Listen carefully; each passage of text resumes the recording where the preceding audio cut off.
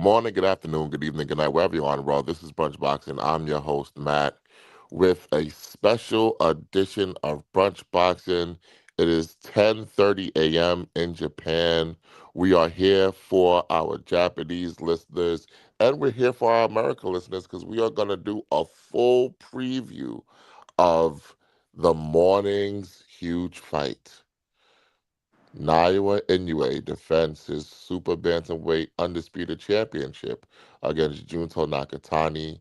The day has finally arrived. It's going to be 55,000 screaming fans, well, clapping respectfully, fans in the Tokyo Dome, sold out. Inoue, Nakatani, Ezra. Let's get right into it. We see the atmosphere down there in Japan. They filled up Korakuen Hall for the weigh-in. They had the final face-off. It's madness in Japan. What are your thoughts on the atmosphere surrounding Inoue Nakatani? Oh, great atmosphere. Great atmosphere. Humongous fight. You could feel how big of a fight it is. And I just, it's happening. Like, it's happening. That's the best part about a big fight is when it's happening. It's like there's nothing to get in the way of it. In a few hours, we're going to see these guys actually step in the ring. And we're going to see it's going to all be revealed on who's the better fighter, on what it would look like they match up. We're getting two guys, the mega fight, but guys in their prime. No past it, no excuses. We're going to see it. Yeah, absolutely, absolutely. Now, what are the big storylines going into this fight? We got to see them face off against each other. I kind of feel like both guys were a little bit out of character. Not sure if you saw that. Inoue had like a wry little smile and a wink. Nakatani was full of energy. What did you see when these guys were facing off with each other? I think there's just two guys that love to fight. They love being in this situation. They love being in these moments. We know Inoue like thrives for stuff like this. We know Inoue loves being. He loves all the things that would come with being the best fighter in the world. Like he loves it. He loves people giving him that credit. He loves people appreciating his style. He loves doing it in devastating fashion. And when I talk to Nakatani, I see the same thing in him. He wants to be devastating. He wants people to see how devastating he is. Nakatani really sees as this is like the moment to show people who he really is. Like this is the moment that he's trained for his whole life. This is the moment that he dropped out of school. This is the moment that he moved to LA. This is everything is built to this moment, which is now in a way.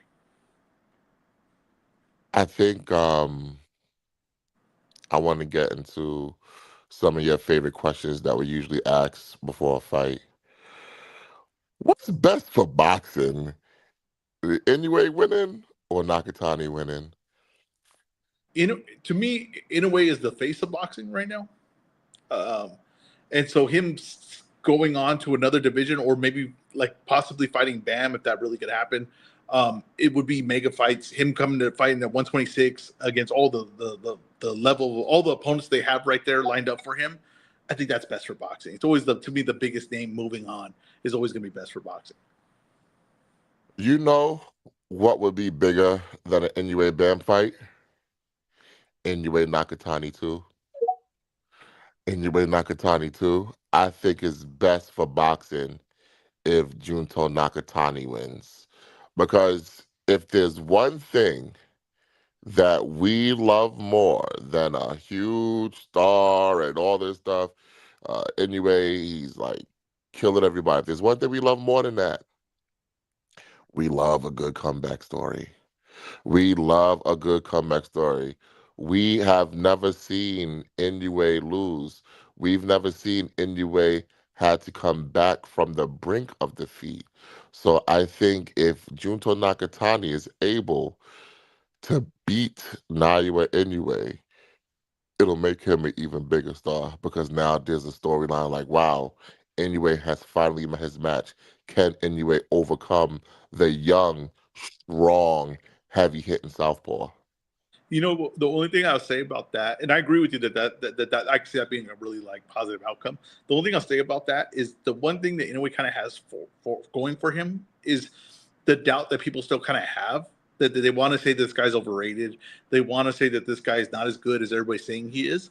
And that having that does bring an audience to you. That does bring attention to you. If you lose, you will lose those people because they would just say, "Okay, I was right," and they will not pay attention as much as they did before. So right now, in a way, having people that don't want to believe he's as good as he is helps him as far as like attention. Or is this like almost like the Mayweather thing? Yes. You want people Okay. to want you to lose. I mean, like that's honestly like if you see like the Dodgers in baseball, like people want them to lose. They're not from LA. You want to see them lose. Anyone that kind of and basically anyone right that gets to like a top spot, then in sports, people are like, okay, now I'm watching to see Goliath get knocked out, Goliath get down, or for me to be proven right that this guy's kind of overrated. That's where we get to the point. That's where we're at anyway right now. Yeah, I agree with that. I agree with that. It's always good for people to, I guess, want to see you lose. I think that's kind of overstated with Mayweather. I don't think a lot of people wanted to see him lose. I just think when you've reached that level of greatness, people just want to see you. Yeah, that's true. That is true. You just gotta watch it and see what it looks like. People don't like that's what it is. You're right about that too. Because like I said, it doesn't really matter. Oh, what's the entertainment of it? It's just like, hey, this guy's doing something at another level, and I can't miss it. Everyone's gonna tune in. Yeah, yeah, I agree. I agree. Now, we've broken down the fight numerous times. We've talked to all the experts. We've talked to people in boxing. Nonito Donaire picking Inoue. Steven Espinosa's picking Junto Nakatani. We got fighters who are picking Inoue. You are picking Inoue. Mike is picking Junto Nakatani. We're going back and forth, back and forth, back and forth, back and forth. Last chance to change your mind. Who wins? I'm not changing it. I'm picking in a way. I see, but I will say this because sometimes I see people talking about it, and I don't think they see a pathway on Junto to win. I do see a pathway he could win. It would take some durability.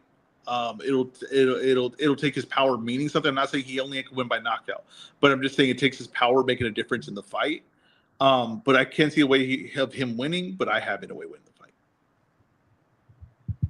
Is there a pathway in your eyes for Junto Nakatani to win the fight on the cards? Yeah, like if he rocks in a way a few times, if he drops in a way, right? Like and changes the fight, changes what the fight's going like. Shane makes Inoue question going in, or every time Inoue goes in, he gets hurt. At that point, he's not the same fighter. Then yeah, he could definitely win on the cards. I never liked that, like, oh, he can only win by knockout. It's like it's just not true. If you drop a guy every round, you're gonna win on the cards. Yeah, he can win. He can win on points, and I think that the point that more so to Matt's question is by traditionally like outboxing Naoya, I don't see that being a path to victory for him. It has to be one where he is still relying on his power to win those rounds, and that's going to be the decider. Is the fact that he gets knockdowns, like Ezra saying, where he gets some 10-8 rounds, maybe a 10-7 round, and those end up being the difference on the cards. Yeah, Junto winning the fight, what it's going to come down to is the things that we can't measure. We really don't know. It's like, how does Inoue react if he gets caught clean by him, and how does Junto react for getting caught by getting touched by Inoue? If Junto is really durable in this fight, it's going to increase his chances of winning by a lot. You know what I mean? That just is. So if he's durable, he's willing to walk through stuff, and he's willing to exchange with Inoue, we're going to get a really interesting fight in our hands. Tomorrow, today, Naoya Inoue wins. What are the people saying? The best fighter in the world, the face of boxing. Maybe no one has ever done the lower weights as far as star power and as far as star power and ability to combined as Naoya Inoue. Tomorrow, today, Junto Nakatani wins. What are the people saying?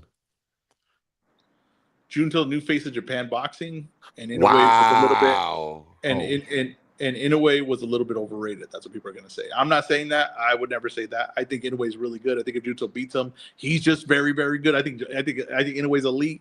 I don't want to confuse that, but I'm saying what the general audience will say is Inoue was a little bit overrated. I don't Yeah, think but anyone's it, going to say it, it Inoue's doesn't work that overrated. way. It doesn't. It's I don't never think worked anyone's going that to say way. he's overrated. When does it ever work that way, Ezra? Where I beat you, now I take your fans. We saw Teofimo Lopez beat Lomachenko, and Teofimo Lopez still can't sell out a family dinner. I'm with you. That's Floyd and true. Oscar. But I will say. But there's still one thing that I will say. I think that that Junto beating Inoue will show like, oh, he's the best fighter in Japan. And I do think that that's going to open him up to a lot of eyeballs and a lot of attention. And I think people will get behind him in this way. And I'm sure you're right that does happen. That you're right that doesn't, you don't usually take people's fans when you beat them. But I do think Junto beating Inoue would really just skyrocket him just to fame. I really do believe that. Huh. That would be very, very interesting. Well, does it also I'm depend on just real quick? Does it also depend on how Nakatani wins? Because if he wins in like a one punch knockout, do people call it a fluke? Do people say we need to see it again? Maybe they want to see it again, but I'm telling you, we went one punch knockout. But if it's like one of those things where no. But what I'm saying is like it's one of those fights. Let's say we're in the 6th, 7th, 8th round, and Inoue is up on the cards 7-1, 6-2. He's in control of the fight, and he gets caught. Are people saying what you're saying? Yeah, why not? Because a Yeah, lot of people I think don't think people Nakatani are. has to. Well, a lot of people think Nakatani has to win by knockout regardless. Yeah. So they would just say, okay, he was getting outboxed to this point, but as But soon I as don't he think they'd landed, call him the it best changed. fighter at that point. Oh, I don't give a I fuck. think a lot more people would say, "Let's see it again." Oh, I No. I think you got to say both. He's the best fighter, and let's see it again. yeah, and I think that you're gonna hear a lot of conversations. You'll hear a lot of conversations too with Inoue ruined at that point, right? Like Inoue's probably not the same guy at that point, right? You're gonna hear a lot of that would definitely be a conversation. But I think there would be a lot of conversations of was it a fluke? Now, okay, I have a question that I have then.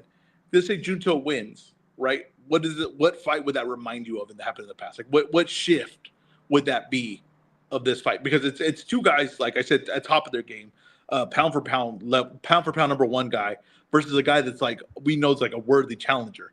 What is this equivalent to of another fight? I don't think there's an equivalent fight in the history of boxing. Not if Junto wins. I mean, No. if Inoue wins, like we compared it to before, this is Mayweather Corrales. But if Junto wins, there's really no comparison. This would be a true changing of the guard. Were there, Matt? I haven't gotten a chance to finish the article, but Cliff Rold wrote a piece where he kind of compared some of the undefeated title fights that have similar history here. Were there any of those fights that were mentioned in his article that kind of had the same similar storyline if Nakatani were to win? Nah, because here's the Okay. thing. This fight stands so above and beyond a lot of different fights that it's impossible to compare to something. Like these are two guys, they're both 32 and 0. And interestingly enough, even though we're saying Nakatani, oh, big power, gotta knock this guy out. Nakatani actually has less knockouts than Inoue. Inoue has 27 in 32 wins. Nakatani has 24 in 32 wins. So I think this fight is one of those where it's not going to go the way you think it's going to go. I'm a little, I was taken aback by that Inoue smile. It almost as if he was like, hey, you guys got what you've been looking for, and for me, uh, there are very few fights that truly live up to the label, the best versus the best. But this is truly one of those fights. Inoue, widely regarded as the top pound for pound fighter in the world. And then Nakatani, he is widely regarded as top 10 pound for pound. He's pound for pound in his own right. And Inoue said some things that are a little scary. He basically said he wants to leave a stain on the brain of Nakatani. He wants him to remember this night forever. It's very ominous. The one thing that's been in a ways kind of demeanor for the whole buildup of this fight is he kind of thinks this is like ridiculous that people think this is going to be a close fight, but that people thought this was a worthy challenge. I don't think he takes, not that he doesn't take him serious, but he does not think Junto is like nowhere near a threat to him.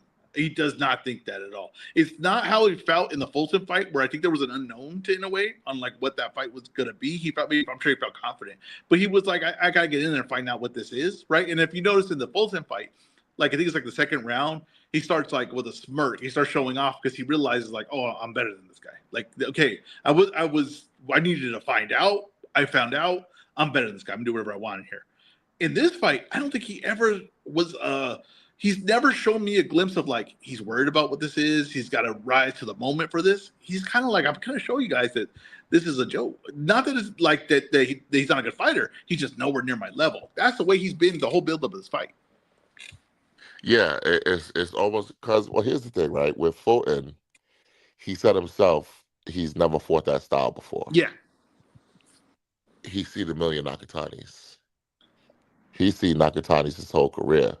So for him, the style is nothing. But one could argue that maybe Inoue is underestimating Junto Nakatani going into this fight. I mean, listen, I've went back and I've watched all of Inoue's fights. He's never fought, to me, a guy like Junto, in my opinion. Like, he's never fought. I think that Junto's the most dangerous guy he's been in the ring with. I do believe that. That's not saying that oh, Inoue won't win this fight devastating faster or win this fight easily. I'm not saying that, but I'm just saying though, I just of the opponent, especially the opponents we've had recently, this dude is by far better than those guys. Like, to me, by a wide margin. Better or more dangerous? Because there's a difference. I think he's better than them too. I would go better too. Like, if we're giving me Niria and Junto, I'd pick Junto. If you're giving me Cardenas and Junto, I'd pick Junto. If you're giving me any of the guys that he's faced recently, I would pick Junto. So like that's the thing. It's like he's more dangerous. He's the better fighter too. Like, Junto has abilities in those rings. He's not just like you know what I mean, he's not just like a hard hitting guy. That's not his style. Like, he could put stuff together. He's pinpoint with his stuff. He's got setups for it and stuff like that. So that's the only thing. It's like, I don't know. When I did the type fight this was, right? And I had a 70-30 Inoue. But I was going back and thinking about Inoue's like past opponents, and I'd be like 90-10, 95-5, in a way. So it's not really an insult to Junto because he's much higher up than all the other guys was. It's just how good Inoue is. Let me ask you a question. How far away, if at all, is Naoya Inoue from his peak? I think physically, he's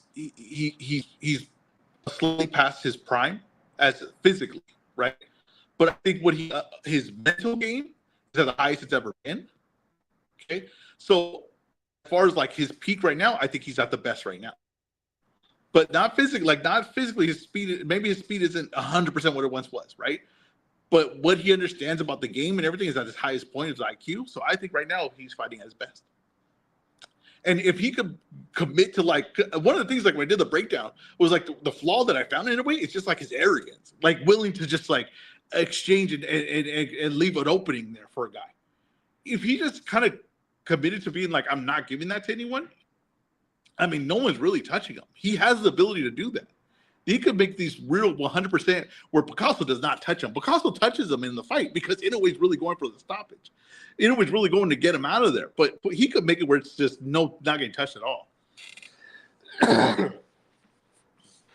I think this is one of the few times in boxing where you have two undefeated pound for pound fighters really facing each other at their peaks. I think Junto's at his peak. You think Inoue's at his peak.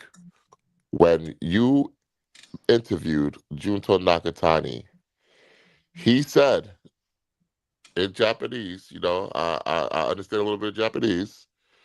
He said, I want to face the best Naoya Inoue. I thought that was very telling. I think Junto goes into this fight with supreme confidence. The way he was behaving at the weigh-in, God, I hate to say this. It reminded me of Terrence Crawford Oh. before the Errol Spence fight. Did he say get active? He said sayonara. Oh, I'll tell you right now, I did not see any fear in him. I saw a guy that wanted this moment. He said not only did he say he wanted to face the best, in a way he said he deserved that. He Yeah. deserved to face the best in a way. Yeah. He was begging that this guy shows up at his best. He didn't want to take this as far as like catch an old in a way or anything like that. I'm telling you now, I don't see any flinch in this guy's game. The way he was preparing for this fight, how comfortable he was in the gym, how loose he was, I was like, damn, like this dude really does not feel like this moment's too big for him at all. What's I think it's kind of obvious neither fighter has left any stone unturned. I think we're going to see the very best of the very best. You are officially picking Naoya Inoue. Give me the path to victory for Naoya Inoue. His foot speed.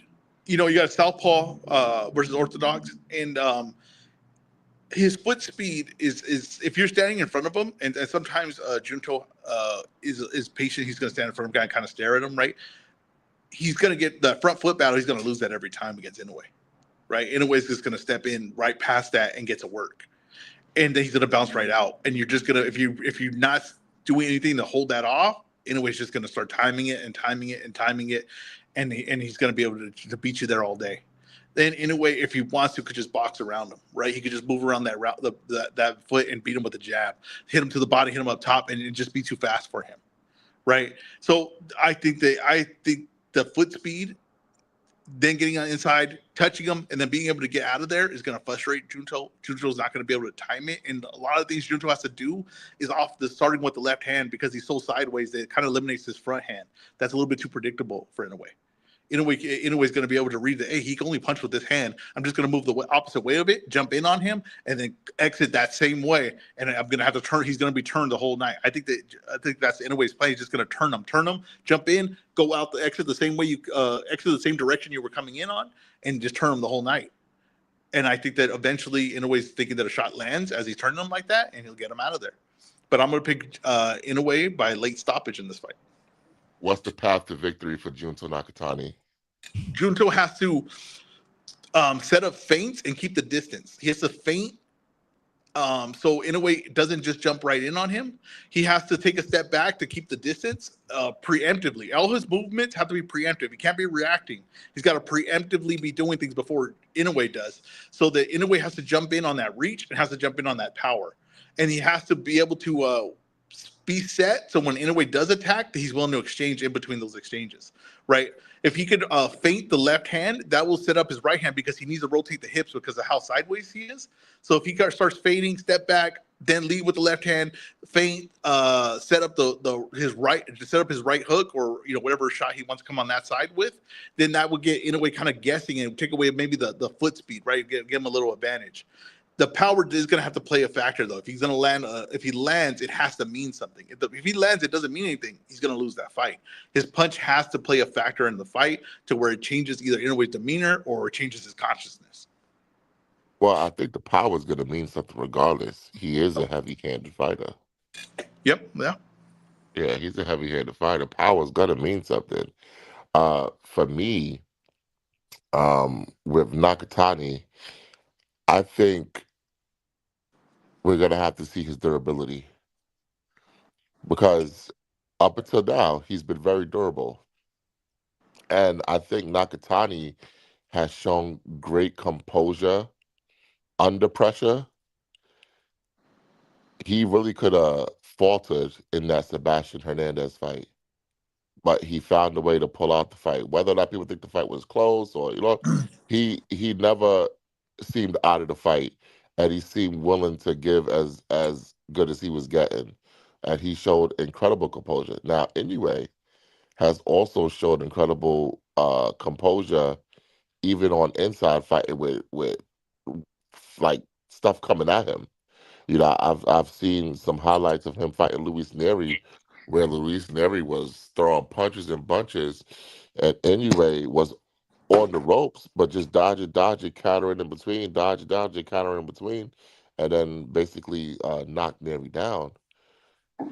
it's an interesting contrast to styles going into this fight. I was picking anyway, but I'm starting to get the sense that this fight is not going to go the way I think it's going to go. And I would not be surprised at all if Nakatani wins this fight. I think we're going to see a high level chess match. And I think Nakatani has a lot of tools to make this fight competitive. You But wouldn't be surprised. Oh, so sorry, I didn't mean to cut you off. Go ahead, finish. but I think ultimately, anyways, experience at the highest level of boxing is gonna give him the edge in this fight. So I'm still gonna take Nayo anyway, but I don't know about my confidence level in this fight. Well, let's do it. I mean, now's that time, right? Let's get that confidence level. I go first. You go first. You can call it, Matt. Matt, before you go with that, I just want to ask you one question. So you mentioned you wouldn't be surprised if Nakatani wins. Going to Ezra's type fight type of thing. I'm sorry, I'm looking at the odds to try to see what the over under on this is while I'm talking here. What would you put the likelihood of Nakatani winning? Would you say it's 50-50? I think it's about a 55-45 fight. Okay. Right now, Inoue is minus 410 on the money line. Yep. Nakatani's plus 320. Question. For the first time, hold on real quick, Ezra. For the first time in Inoue's career, his method of victory is plus money, no matter what you pick. Yes, I was looking at that as well. Question. What were the opening odds for this fight? I will tell you. Give me one moment. The opener odds was minus 450 for Inoue. What did I Plus say, two. Matt? Plus it was plus 260 for Junto. Matt, what did I say when the opening odds came out? Minus 370 for Inoue. Nah, it was wider than that. No, it was No. wider. Opening odds? This is the average across all books. No, no, I don't know. Opening odds were like 450, This 460. is the average across all books. So, because we had posted about it. Hold on, I can Because pull it up right now. even right now, you can find Naoya anyway as low as minus 400, and you can find Nakatani as high as plus 400. I'll give the books if you want for the people. So the best. No, we don't do no promo. They don't pay us. I was trying to help make the people some money. Matt doesn't like making you money, people. No, they don't pay us. If they want to pay us, that's fine. But yeah, they don't. You want me to go confidence level, Matt? Yeah. Yeah. Well, obviously you're gonna say 5. Are you? Is it Ezra? Is it a 5? Yeah, I'm gonna take Naya win away. I'm gonna take him by late stoppage, and I'm gonna take it a 5. Matt, I'm gonna we're take. I'm gonna take anyway. I'm not really a 5, but I gotta be a 5 to match Ezra. But I Well, need that extra point. I'm gonna take anyway by decision. I don't hate that either way. I really don't hate that decision. I don't hate the decision on there. Anyway, decision. In a way, in fights that kind of that people like see him at his a certain level and he tightens up, he takes less chances. He does take less chances, and he looks to kind of outbox guys. We're gonna see if that's a similar case here. But I don't hate decision in that. What's your guys' best bet for this fight? Not a parlay, just one single bet for this fight that you like. What's Mine's for both fighters to be knocked down. It's plus 600. Okay, that's not bad. What's one knockdown over one? Oh, one knock. Just what's one knockdown? Give me minus one moment. 240. There you go. I would say then. Shoot. If we're saying just best bet, like you're guaranteed to win some money, I would take that. Okay. That's not great odds, but that's just best bet. Yeah, it's a different take. Enough, though, if you would have took that in the Inoue MJ fight, you would have lost. Yes. Matt, what's your favorite bet for this fight? I'll be honest. I don't know if I have one. Like, really, my favorite bet is Inoue money line at minus 410. just a safe bet. Like, because I really don't know how I could see him knocking out Nakatani. I can see him going to decision. I don't know how he's going to get it done. I just have a feeling he's going to get it done some way, somehow. Shout out to the official historian of Brunch Boxing. I know he's mentioned it a few times throughout the week as far as one of his favorite bets is just the fight not to go the distance. What's Yeah, that? so that's at minus 144. Oh, that's a That's a really great good bet. that's a great That's a bet. really good bet. Yeah, that's at minus 144.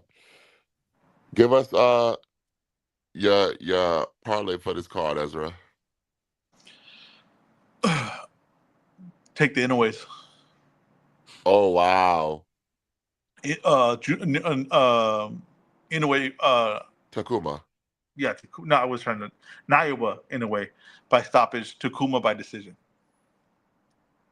Okay. Interestingly enough, I'm taking Kazuto Ioka to upset Oh Takuma wow. Inoue. Well, hold on. So that's good, Matt. You went first the last time, so you're taking Ioka Yeah, I'm by taking half Ioka by decision. decision. Confidence. And what's your confidence level? We're adding this to the spreadsheet. My confidence level for that, I'm at a 3. Okay. All right. I'm complete the other way, and I'm at a 3. Inoue decision 3. Yeah, because this is like, to me, it's a fight for me that could go either way. Now, if you do the Inoue's doubleheader, Ezra, Takuma Inoue by decision is minus 145. Okay. I love that. Naira Inoue by knockout is plus 105. Ooh, this is about to be good. You may get the people some money with that. Now, for me, I'm going Inoue money line, Ioka money line. Iyoko on the money line is plus 205 by itself. So no need to get greedy. But my best bet in that fight is for the fight to go to distance at minus 480. Oh, I like that. That's a good I safe can't bet. see That's a good parlay Iyoko getting pusher. stopped. That's a good parlay addition if you need something to boost the odds. Yeah, Uh I can't see Iyoko getting stopped. And I think we've seen that Takuma Inoue is durable. Some of my other picks on the rest of the card, you got Toshiki Shimamachi against Rhea Abe. I have Shimamachi by decision.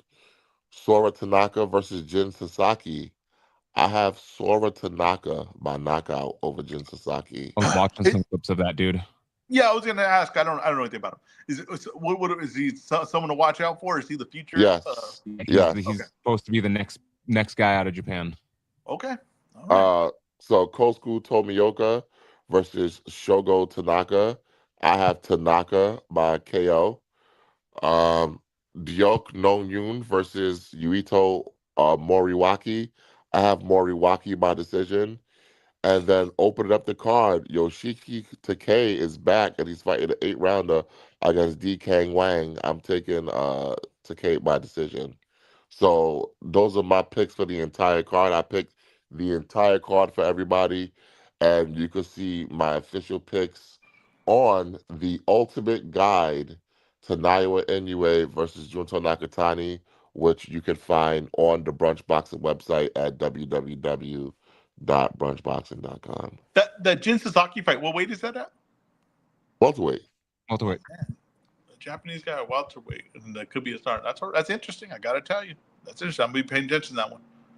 Man, Yeah, I do. I think that that fight is guaranteed to be a banger. Jin Sasaki, listen, He don't come to play. and he's one of those guys.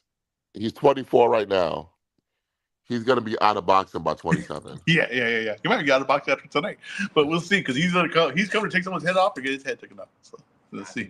I think he's probably going to be out of boxing after today, but we'll see. I agree with you, Ez. But yeah, no, this kid coming up, like I said, I haven't seen him actually fight, but I saw some clips and like some edits and stuff on the timeline and YouTube, and he looks good. All right. Now I will say this: he has not come up the way these Japanese superstars usually come up.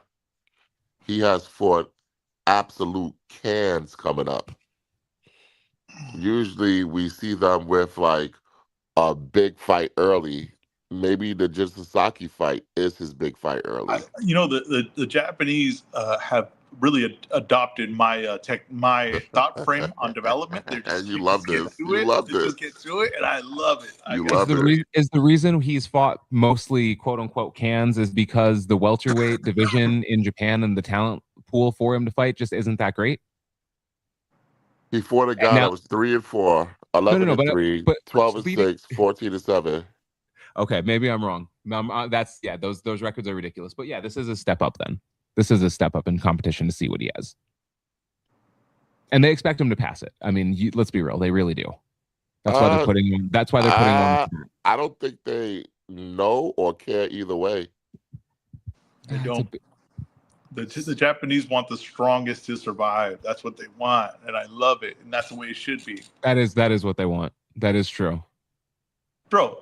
They're putting, like I'm just saying right now, like I'm just telling you right now, it's very rare that you're getting Junto versus Inoue, two guys in their prime. The giant money making fight. Like the one guy's gonna probably not be the same after this fight. I mean, that's the truth of it. That's the truth of it. Like this is good stuff right here. The strongest survive. That's what needs to be. I really hate that you're saying two guys in their prime is very rare. It is. I mean, Especially we just had Benavidez Morel. that's true, but then Like, come on, dude. But I gotta be honest with you. When they made that, I was pretty surprised. I was like, "Oh wow, that's gonna actually happen. That's good stuff." So I gotta tell you, I'm still staying with the surprise. Yeah, this is good stuff, man. Matt, before we move on too far, I do got a parlay for the people. Combine some of the bets we talked about, but it ends up being plus 200, just two legs. The Naoya Inoue and Junto Nakatani fight to not go the distance, and then Takuma on points. Good stuff.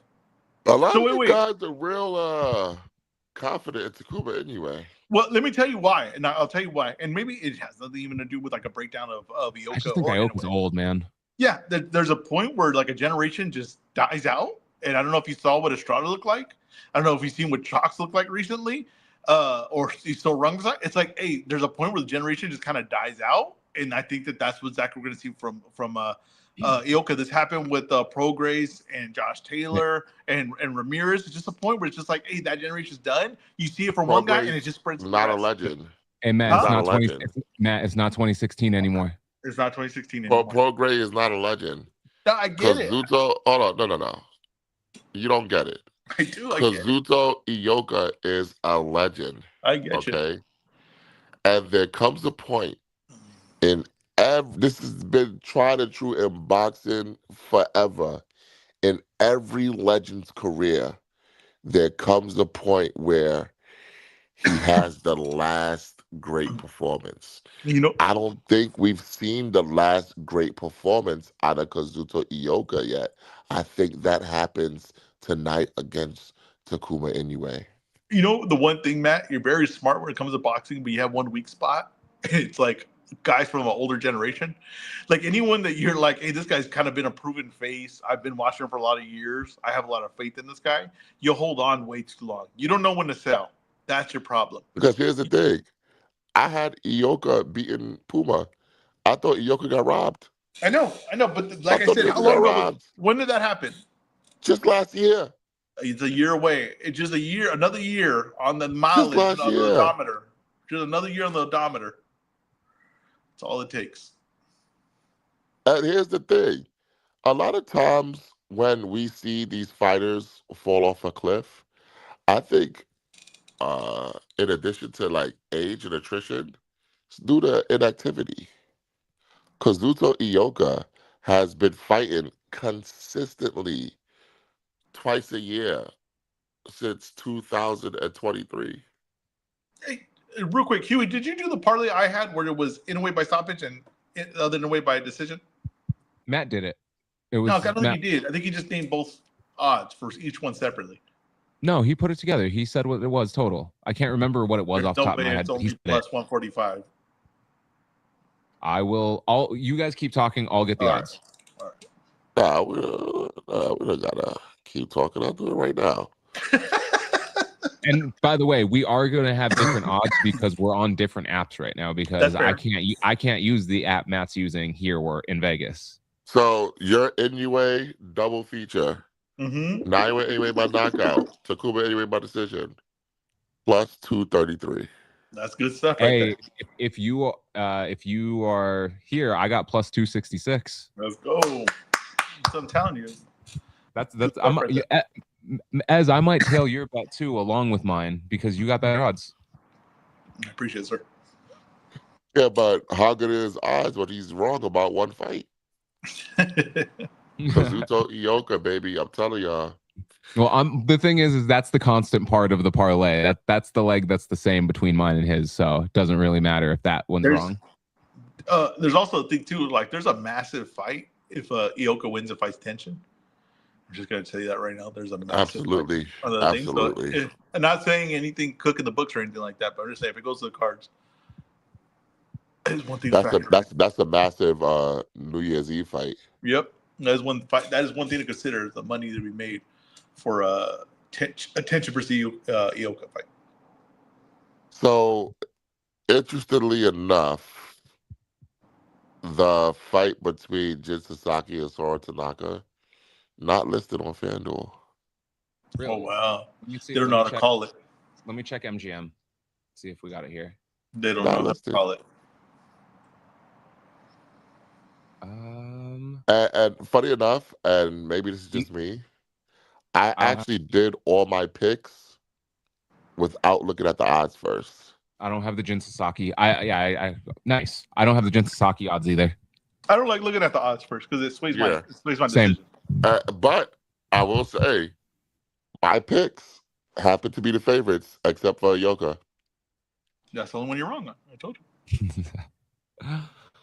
So I might just go chalk with my picks. You gonna do a full card parlay, Matt? Yeah, I might go chalk with my picks. Guys, go chalk with my picks. Pick all my picks money line, guys. Wait, but not Yoka. I'm gonna put $3 on that, Matt. Including Ioka. Including Ioka. Oh, I'm gonna put $3 on that, including Ioka. Okay, real quick. Can we think of you said Benavidez Morale? Can we think of some other big fights that were pound for pound guys fought in their prime?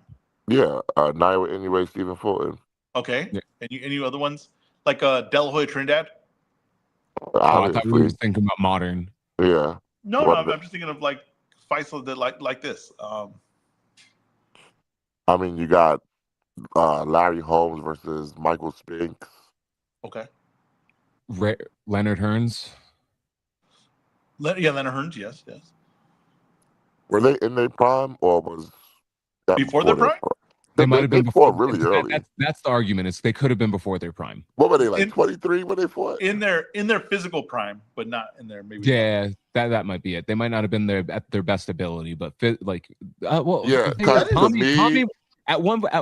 Tommy might not have been his best at that weight either. Maybe that's not one of them. Yeah, maybe the guy said too early. But it's the one we complain about. They fought too early. Because to me, prime equals physical, where physical meets the mental. Exactly. That's what people don't ever think about. No one thinks about that. No one ever thinks about that. But that's what it is. It's like you can't. It's not just your physical. The dudes are, everyone in their prime would be like 23 years old, 24. But guys get better at 27, 28, 30 because they have the experience. They have the understanding. It's just like. I think like sometimes like boxing is like just like driving. Sometimes you get so good, you have the feel for everything. You don't have to second guess it, and guys get there, right? That's what I feel like. So yeah, I don't think people consider that enough. Funny enough. Are there any examples in the lower weight classes that you can think of, Matt? Yeah, the Mexicans. There we go. Yeah, you got Barrera, Morales, Marquez, and the Mexicution of Pacquiao. I was gonna say, would you throw Pacquiao in that mix as being in his prime at that point? He wasn't at his best, but he was physically he was in his natural prime. Yeah, he was in. Oh shit! He wasn't at his like best, but he was in his natural. It wasn't his peak, but it might have been his best. Oh my god, he was like physically insane what he was doing. Man, and Barrera versus Morales. Yeah, those were the only ones that were coming to mind. But I'm trying to think of other. I was thinking of like. What about what I'm thinking of is Bradley versus Alexander. Oh, that was good too. That was That was good. good too. That might have been the best Devin Alexander. You might be right. That Yeah, was good too. I mean, I think it was the best of both of them. Devin was the favorite in that fight too. Yeah, I remember that. That was a good one Another too. one. That was probably 140. Tim Bradley was probably the best Tim Bradley. The another one I'm thinking of is Danny Garcia versus Matisse. So here's the thing. They thought Danny was gonna get killed in that fight. Yeah, I thought Danny was gonna win I that was fight. wrong about that fight. No, yeah, I thought Danny was gonna win that fight. I always Really? liked Danny. They thought Danny was gonna get killed in that fight, man. I thought Danny was gonna get killed in the Amir Khan fight. I was stunned that he knocked out Amir Khan like that. Now, I was stunned that he was able to catch him because I didn't know how quick he had that he could throw that punch. He's like really good timing. some people claim that he was damaged goods, but I really do think Cal Brook was in his prime against Errol Spence. He was damaged goods against Earl Spence because of Golovkin. Yeah, the That's eye. what people He say. had a broken eye. He had a broken eye socket I do already. think. Listen, I thought he was still very good. I don't know damaged goods. Me He was too. he was still very, very damn good in that fight. You go watch that fight again. He's doing good stuff. Any substance to him not being at his best from cutting back down to welterweight? Maybe. But he was still like. Here's the thing. I don't think he was ripped at 160. No, he was just fat. Yeah, I'll just say this though. He was still good. Like I said, there was a lot of things that could. One thing, watch the fight. You know what I mean? It's just like the one I always say with Crawford and Porter. I don't care what the camp was like, whatever. Porter's good in that fight. He's sharp in that fight. He's damn good in that fight. Is Keith Porter one? Yeah, hell yeah. Oh yeah, they were both top of their game. Yeah. I do think that Porter improves from that spot. Porter though. versus Garcia and Porter and Garcia versus Thurman. I also think that Danny was still in his prime. I just think that 147 was just a weight class too far from him. Yeah. That wasn't his best weight class by any means. Yeah. Floyd Corrales. Oh yeah. That's a good one. Corrales Castillo. Corrales Castillo. Yeah. Mm-hmm. It's like we listen. People gotta stop pretending like boxing wasn't good until the Arabs got into it. I'm sorry. Like, we had some fucking bangers. And I just want to point out, because I know we're going to get out of here soon. Turkey Al-Sheikh damn near ruined this fight if he wasn't going to get it. Because of Hernandez? Yeah. Because you know what? Well, I was very clear on one thing before that fight happened. I said, even win or lose, they should still make this fight. Win or lose, whoever lose that night, I'm still make this fight. Yeah, but it feels different now. Can I say one thing about that Hernandez? In a way, leaves this division. Say in a way, leaves this division. He wins. He leaves this division. That dude might be the best guy in the division. Like, I think people are not understanding. A lot of people are saying, "Oh, Picasso, Hernandez." To me, Hernandez is like really damn good. He's extremely durable. The dude has a work rate like probably one of the best in boxing. He's got pop. Like I think that people are kind of putting Junto down because that performance, which was a damn tough fight. I thought it was a very close fight. He won the first half. Hernandez takes the second half of it. But don't get me wrong, that was a good fight. He fought a really, really good fighter there. Okay, like he did. It wasn't like he fought some guy and then just some random guy and the guy was tough with him. No. I think that guy's going to be a problem in that division going forward. I think if Inoue wins and Inoue leaves the division, the best guy at 122 would be Bam Rodriguez because he's going to rush up to 122. Is he? If Nakatani's still there? Yeah. Can we say something right now? Let's just get it out of the way. What's your prediction? Is there any chance we get Bam Inoue? In the words of two-time Bellini Award winner Ty from Keeping 100 Boxing Sunday Morning Sermon, fuck no. Huey. No. There's no chance that we're getting that. If he wins and he moves up to 126, he's gonna move up to 126. Bam's not gonna take that fight, and it's welcome to New York. I'm just gonna say this. I'm just gonna say this. He almost is getting pressured into having to do it. I'm just gonna say that right now. Okay, he's almost getting pressured into having to do it. If he just doesn't bring up Inoue, just says, "Hey, I'm moving up. If we catch each other, that'd be great." But right now, I'm just trying to move up naturally. I'm just trying to move up as my body feels it. But right now, at this point, all the talking they did to keep, pushing with Ring, pushing them to fighting, and them not really backing away from it, them kind of hinting that Bam saying, I'm here just for a good time, not a long time. I'm here to find out how good I am. He's almost pressured into it. I'm gonna say right now, it doesn't look good if it doesn't happen. If Inoue says I'm staying at this weight, bam, come up and then Well, settle this, it does not look good Because if he here's doesn't do what you're it. not understanding. Robert Garcia is talking Bam into her No, ass whooping. I know what. Listen, I'm not gonna say whatever. I'm really high on Bam. I think he's a very very high level fighter. Okay, now if you say the size is too much, okay, whatever. I'm still really high on Bam. I'm just saying that it just seems like they're talking, but no one really means it. And it's a really bad look for Bam. Bam, who's the guy that couldn't do no wrong. People loved him. There was really not much that people were negative about, like the whole Junjo situation, whatever. But there wasn't really, he's putting himself in a spot where people are going to be like talking negative about him. And it was almost impossible to put yourself in that spot. Well, Robert Garcia has found a way to do it. He did. I don't know how he did it, but I don't see Bam taking that fight in the next Just, 8 to 14 months. I don't see it I'm happening. just gonna say one thing about Robert Garcia, right? What he's done like the past few months is pretty insane. Okay, he's talked himself into it in a way fight that they clearly don't want. He mismanaged the contract negotiations, signed with Zuffa, who knows what the terms were, and didn't realize that that's all Matchroom had a match to get Bam in the back with the Matchroom. Like I don't think anyone's really talking about this, but this is as a manager, he had no idea what he was doing. He thought that he could go one offer. If they turn that down, then he go to another offer and then bring that to Matchroom and try to sign a deal. And that's not the way it worked. And he got one offer, and then Matchroom just matched it right away. And now, Yeah, one might say it did not go the way he thought it was going to go. no, it didn't. No, it didn't. Yeah. Oh, yeah, it's definitely been a mismanagement of Bam's career over the last 6 months. But you know what? You know who hasn't mismanaged their career?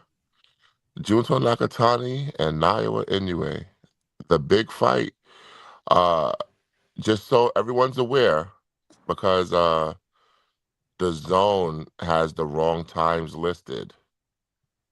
I don't know why, but the zone had the event starting at 5:40 a.m. Eastern time. That is not accurate.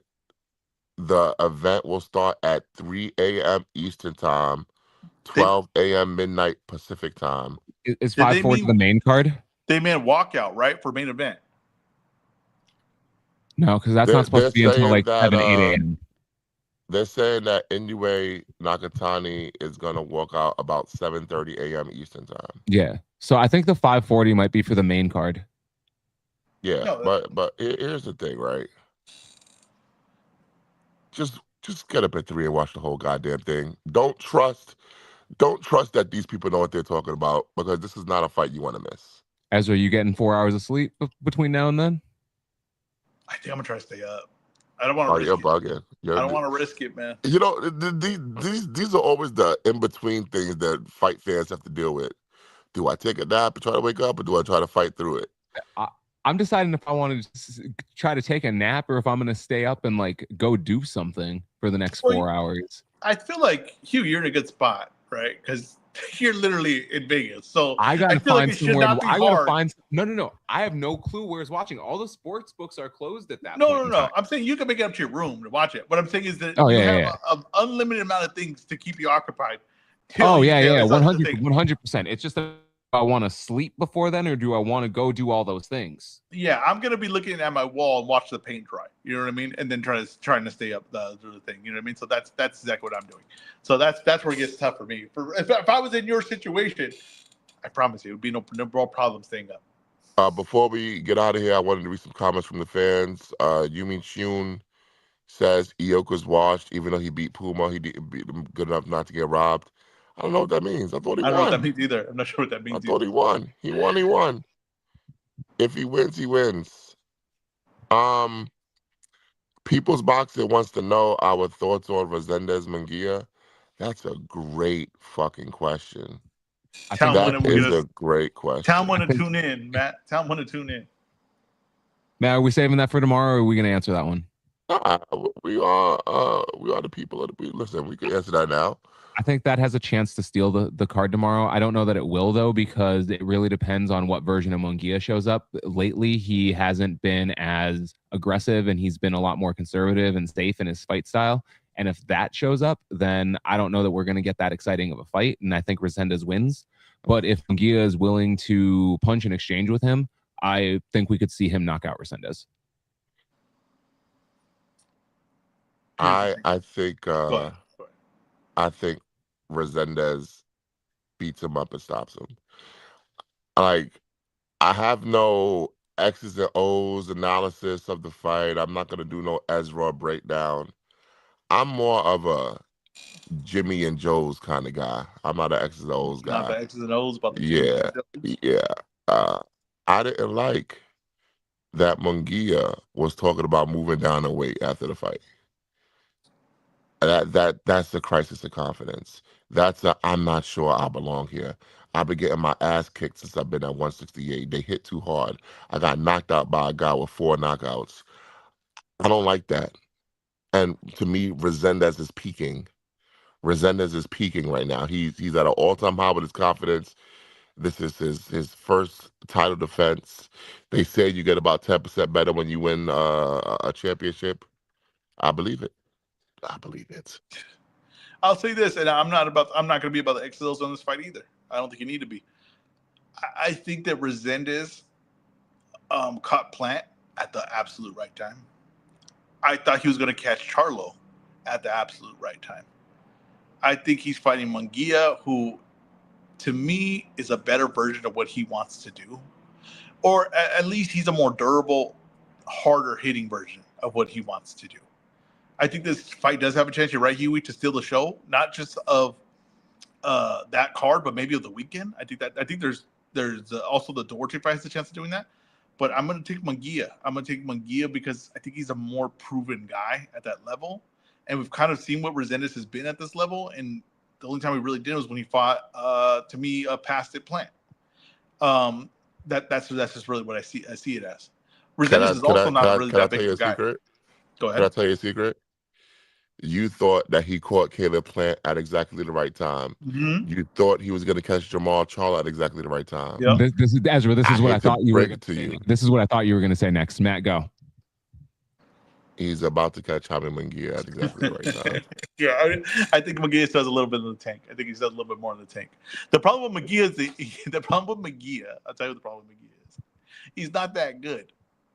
I don't. It's not the problem. The problem isn't that he's past it or he's not what he once was. No, the problem is he's just never been really that good. Just went Happy But Gilmore on him. That's the problem, Happy. You're not any good. yes, exactly. But he like Happy. He can hit really hard and he can take a punch, and I think that's going to prevail in this fight. Man, I can't wait. But it all starts bright and early in the morning. Junto Nakatani, Naoya Inoue, undisputed super bantamweight championship. Uh, for those who are the biggest of boxing fans who will be up with us, we will be gracing your presence with a post-fight edition of Brunch Boxing immediately following the outcome of Naoya Inoue Junto Nakatani, bright and early in the morning. Uh, and don't fret, we also got boots on the ground in Vegas. Brunch Boxing will be live from Errol Spence versus Tim Zoo, the first face-off. Unbelievable. The big fish is finally back.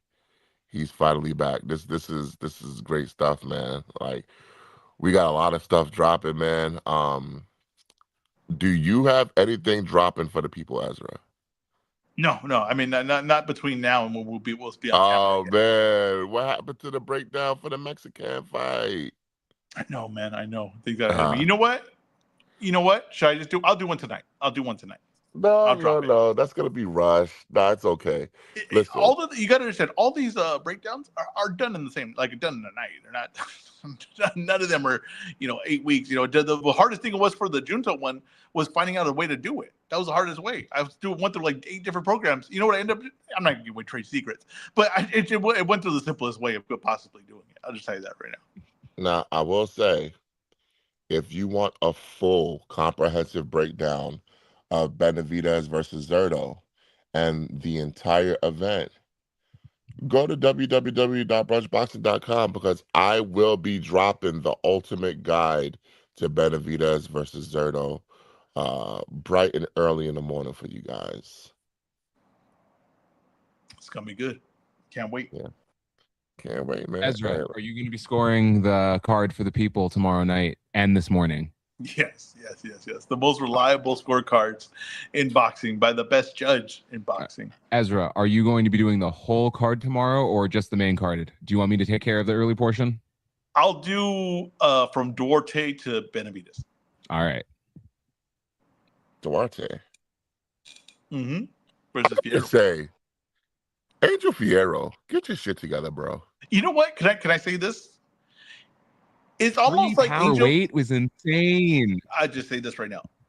Angel Fierro's never going to be the best fighter in the world. He's never going to fight for the most important title in the world. I almost don't care that if he makes weight or does it. It's almost like this fun little thing with him where it's like he's just going to come in and we know we're going to get action. And I'm going to take it. Really, does this affect boxing anyway? Does Duarte versus Fierro affect boxing in any major way? I'm going to tell you right now, no, it doesn't. But it's going to be fun. I don't care that I'm just telling you right now, I don't care that they made weight. This is like a street fight. I don't ask the guy, what are you? The thing. I don't ask the guy. If you're Oscar Duarte, you lost your title shot because your guy was having problems making weight. And then back-to-back fights, this guy don't make weight either. I know Duarte was probably like, yo, this fucking fight better not get canceled. Yes, I'm saying. But and as much as I hate it, right? As much as I hate it, what does boxing do to punish guys for not doing this? Nothing. So then it's going to happen. And Duarte's going to earn it the hard way, I guess. But I'll tell you one thing, though. That fight's going to be fun. That's going to be a lot of fun. I'm not going to let no weight let me taint what I'm going to see. That's going to be a lot of fun, that fight. That's going to be back-to-back fights where your opponent misses weight is kind of just that's just an unfortunate series of events for Duarte. Yeah. Yeah. Well, we'll see. The unfortunate series of events known as Brunch Boxing has come to an end today. This has been another edition of Brunch Boxing. Like I said, we will be back in the morning immediately following Inoue Nakatani for the post-fight edition of Brunch Boxing with special guest Nonito Donaire. He will be back to break down what we saw in the ring, and then we will have a full preview of the Benavidez versus Zerto Ramirez event with special guest Emily Gerton, the PR manager for David Benavidez. So we have a full slate of programming for you guys. But like I said, this episode has come to an end. This has been another edition of Brunch Boxing. He is our COO, the Mexican Al Heyman Mike. He is our host, Ezra Boxing. He is our super producer, Huey P. I am Matt. We are Brunch Boxing, and we are out. Sayonara. Fight news. It's not fight news. It's Brunch Boxing. Brunch Boxing, man. Y'all. Brunch Boxing.